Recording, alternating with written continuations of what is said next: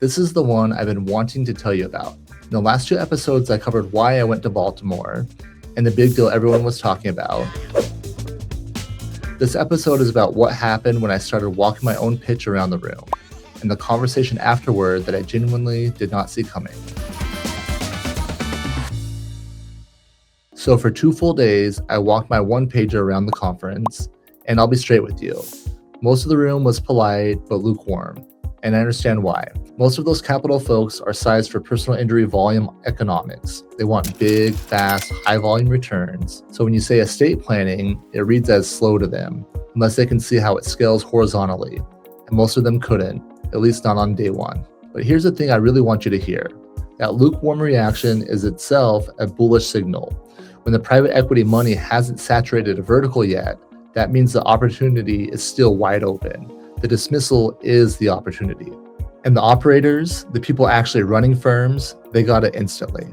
At dinner one night, I met a guy running a family law MSO across Illinois and Wisconsin. 30 attorneys, 12 years running that exact structure, and here's the kicker.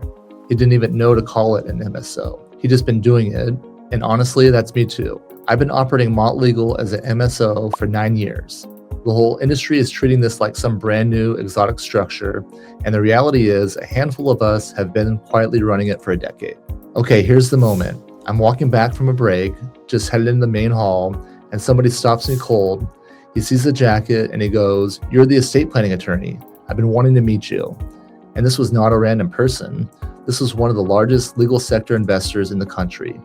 And he tells me he's been searching for an estate planning attorney, building exactly what Mott is building, and he couldn't find one. Let me give you some context on why that's such a big deal. If you look at what's already public, deals like Esquire Law, like Raffi Law in Arizona's ABS program, you can see the institutional players moving in stages. First it was litigation finance, then law firm credit, and now law firm equity. They're climbing the ladder, and they're getting to the firm ownership rung right now. So we did a call after the event, and he saw the vision. He understood the structure immediately, and the takeaway I want you to sit with is this. Some of the biggest legal sector capital in the country has been quietly looking for someone building exactly what I'm building, and they could not find them until Baltimore. So if you're an estate planning attorney watching this, here's what all of this means for you.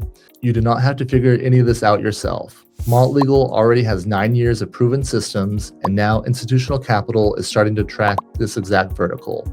Here's what Mott Legal actually is. We're the first national estate planning MSO. We're Rule 5.4 compliant in all 50 states.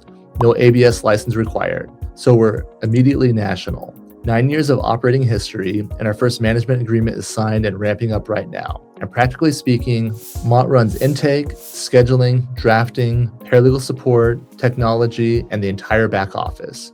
You just get to show up for your client as the expert.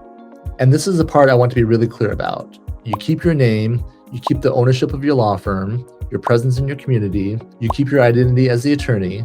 Mott is just the operating system running quietly underneath all of it. The hard part is already built. The capital is coming. I want you to come build it with us. That Facebook post blew up for a reason. Attorneys can feel where this is going.